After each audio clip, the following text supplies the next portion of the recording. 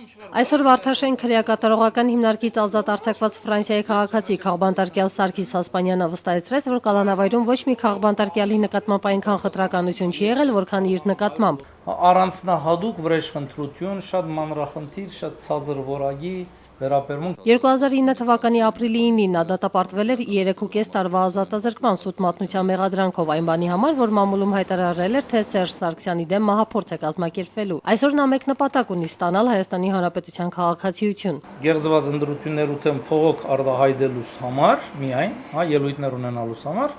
Ռոբերտ Քոչարյանը ինձ զրկեց Հայաստանում ապրելու իրավունքից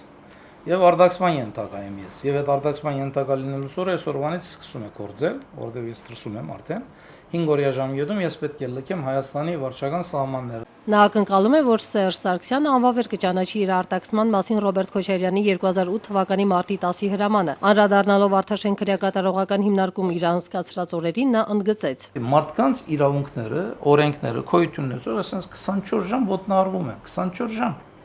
Մարդկանց մարդու դեղ չեն տուն, այսինքն մարդը արժեք չի։ Նա կարծում է, որ իրեն վերագրված մեղադրանքը Ռոբերտ Քոչարյանի անձնական պատվերն էր, ըստ նրա դա մեկ բացատրություն ունի։ Միակ բանի համար, որովհետև ես իրենց իշխանությունը զավթելու թեմ գայնեցի, միակ բան։ Նախկին քաղբանտարկյալը վստահեցնում է, որ ինքը նախաքննական մարմնին պատրաստ է եղել անգամ բացահայտել իր հայտարարության համար հիմք հանդիսացած աղբյուրը, մինչդեռ իրեն արգելել են։ Դա Սարգիս Հասպանյանի ասելով եւս մեկ անգամ ապացուցում է, որ իր վրա ուղղակի ապաշնոր գործ են սարքել։ Նա վստահորեն հայտարարեց, եթե էլի ունենա նմանատիպ տեղեկություն, որի համար ինքը 2009 թվականին դատապարտվեց, չի վարանի ու կհրապարակի։ Նարին Էդիսյան, Արամ Մնացականյան, IPFM։